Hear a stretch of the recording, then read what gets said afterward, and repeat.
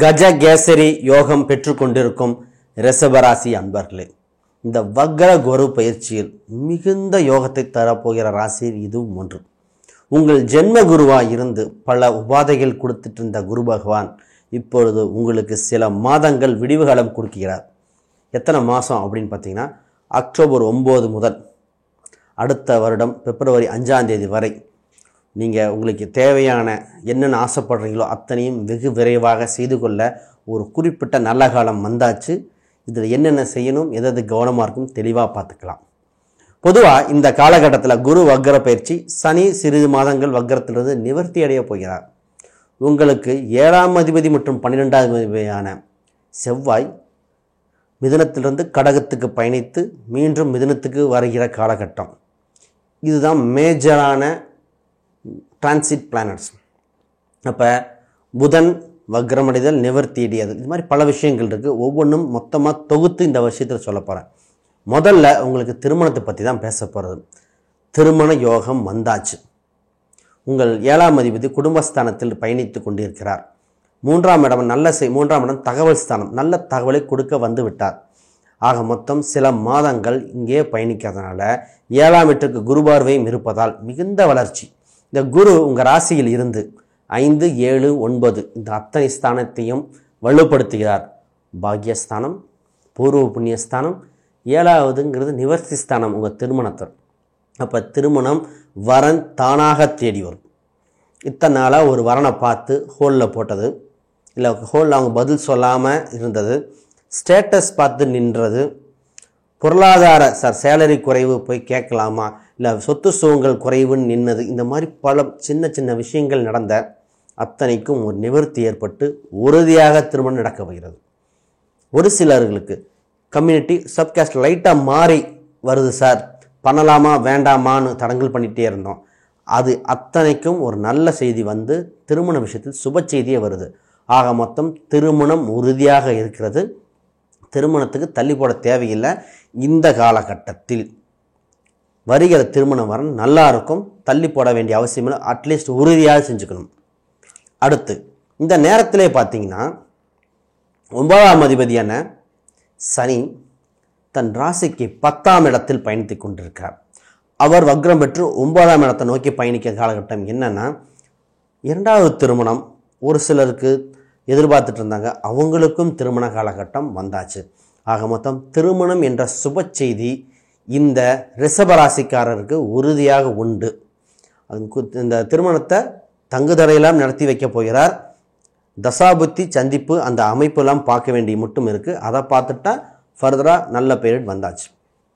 2வது, உங்கள் குடும்பஸ்தானத்தில் பார்த்தீங்கன்னா நிறைய பேர் சிறிது காலம் முன்னாடி கணவன் மனைவியில் கொஞ்சம் பிரிஞ்சிருந்தது, மன வருத்தங்கள் ஏற்பட்டிருந்தது.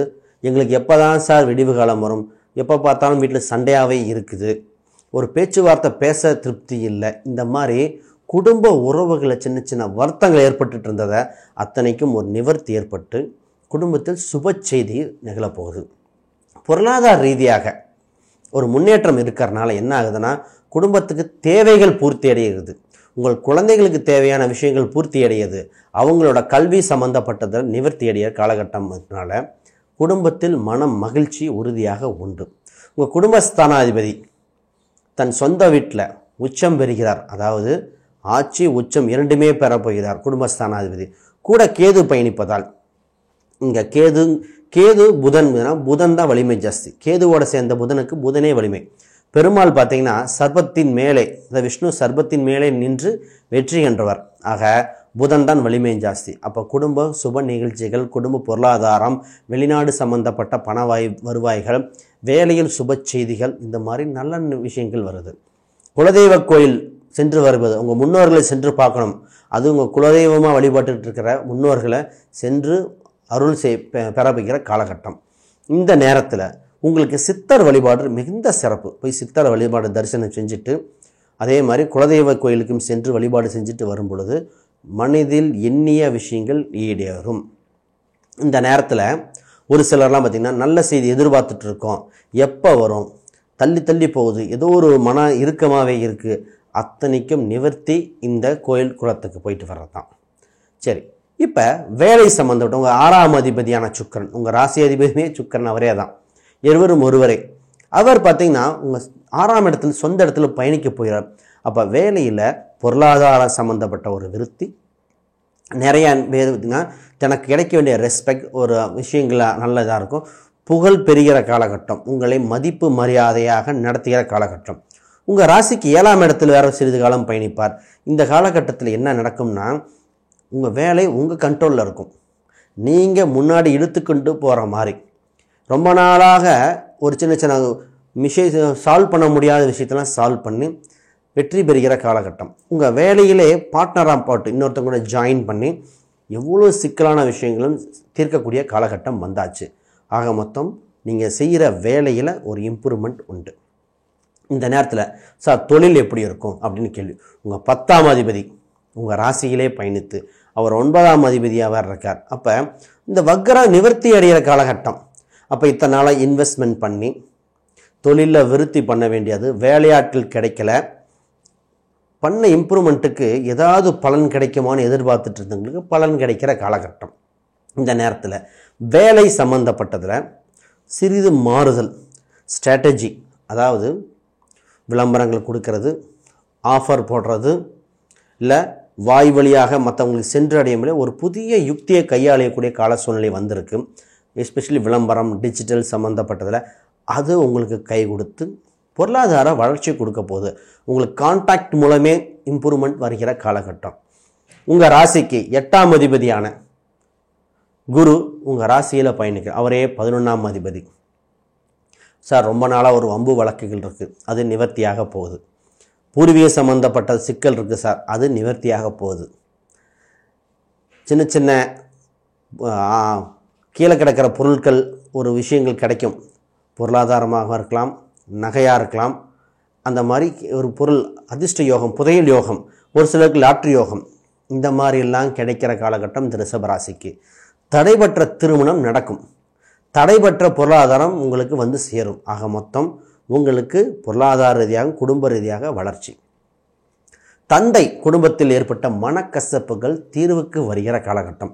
ரொம்ப நாளாக பார்த்தீங்கன்னா தந்தை குடும்பம் உதவி செய்யலை, அவங்க தொந்தரவாக இருக்குது. சித்தப்பா குடும்பம், பெரியப்பா மூத்த சகோதரர்கள் குடும்பம் எங்களுக்கு ஆதரவு இல்லை, எங்கள் சொந்த பந்தங்கள் யாருமே எங்களை சரியாக கவனிக்கலைன்னு ஒரு குறை இருந்துட்டு இருந்தது.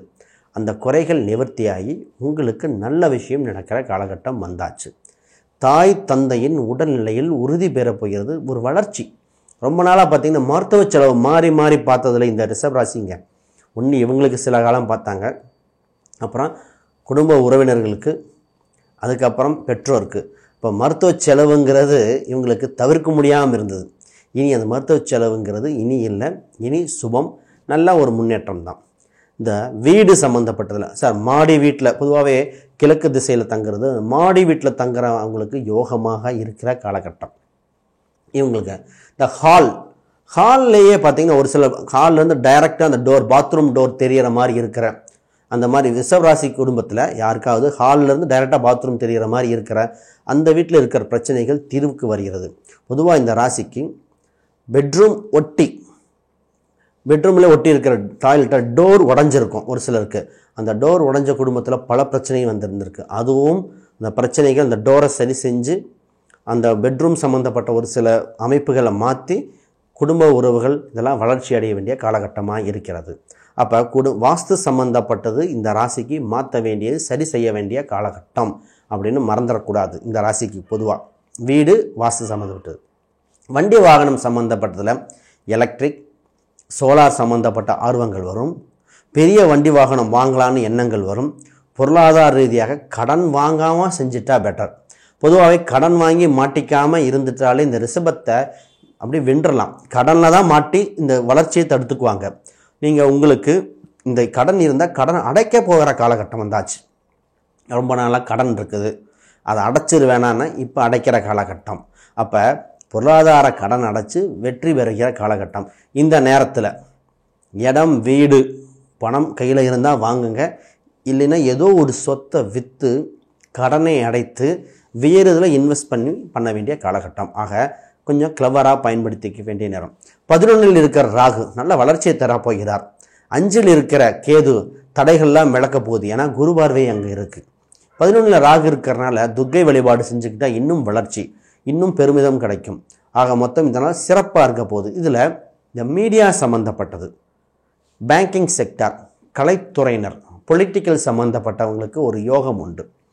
மாணவர்களுக்கு பார்த்திங்கன்னா படிப்பில் இத்தனை நாளாக இருந்த ஒரு சோம்பேறித்தனம் நீங்கி மிகுந்த ஆர்வம் வருகிற காலகட்டம். இந்த நேரத்தில் தான் பார்த்திங்கன்னா ஒரு இம்ப்ரூவ்மெண்ட் பண்ணணும், ஏதோ ஒரு புதுசாக நாங்கள் அச்சீவ் பண்ணணும், ஒரு சர்டிஃபிகேட் வாங்கக்கூடியது, ஒரு விருது வாங்கக்கூடிய யோகங்கள் இருந்திருக்குது. ஆக மொத்தம் இந்த நேரத்தில் இந்த ராசிக்கு, ரிஷபராசிக்கு ரொம்ப வளர்ச்சி. வயதானவங்க ரொம்ப நாளாக கேள்வி, வயதானவங்க இந்த தோல் சார்ந்து, குடல் சார்ந்து, அப்புறம் அசிடிட்டி சம்மந்தப்பட்டது நிறைய பிரச்சனைகள். ஒரு சிலர் அந்த ஹார்ட் சம்மந்தப்பட்டதெல்லாம் பார்த்திங்கன்னா ஸ்டட்டு வைக்கலாமா, இல்லை சர்ஜரி வருமா, இல்லை டேப்லெட்டில் இது பண்ணிடலாமான்னு ஒரு சிலருக்கு இது. பெண்களுக்கு கர்ப்பப்பை சம்மந்தப்பட்ட தொந்தரவு, வயிறு சம்மந்த யூட்ரஸ் எடுக்கிறதா வேண்டாமா அப்படின்னு இதெல்லாம் ஜாதக அடிப்படையில் பார்த்து உறுதி செய்ய வேண்டிய இது இருக்கிறனால கோச்சார ரீதியாக ஒரு இம்ப்ரூவ்மெண்ட் இருக்குது அப்படின்னு உறுதியாக சொல்லினா பயப்பட தேவையில்லை. ஆக மொத்தம் இந்த ராசிக்கு மிகுந்த பலன்கள் உண்டு. ஒரு சில எண்கள், நிறங்கள் யோகத்தை தருதுங்க. இதை பயன்படுத்தி யூஸ் பண்ணிக்கோங்க. பொதுவாக 5ஆம் நம்பர், 6, 8ஆன எண், 8 என்கிற கூட எண்ணை கூட பயன்படுத்தலாம். 8 மற்றும் 3 இதை எண்கள் பயன்படுத்துங்க, மிகுந்த யோகம். ஸ்கை ப்ளூ சம்மந்தப்பட்டது, இளம் மஞ்சள், பிங்க் இல்லைன்னா டார்க் பிங்க் கூட பயன்படுத்தலாம். க்ரீனில் அனைத்து வகை டார்க்கு, லைட்டு, அனைத்து வகை க்ரீன் இந்த மாதிரிலாம் பயன்படுத்தும் போது ஒரு முக்கியமான நபரை சந்திக்கும் போது இதை போட்டுட்டு போங்க, ரொம்ப வளர்ச்சியை கொடுக்கிறது. உங்களுக்கு உண்டான கடவுள் வழிபாடு அம்பாள் வழிபாடு. அது குறிப்பாக பார்த்தீங்கன்னா அமாவாசை அல்ல பௌர்ணமி ஒட்டி இருக்கிற அம்பாள் கோயிலுக்கு சென்று வரும்போது மிகுந்த யோகத்தை கொடுக்கிறது. அனைவருக்கும் வணக்கம். நான் உங்கள் ஸ்ரீ சுபம் விஜயகுமார்.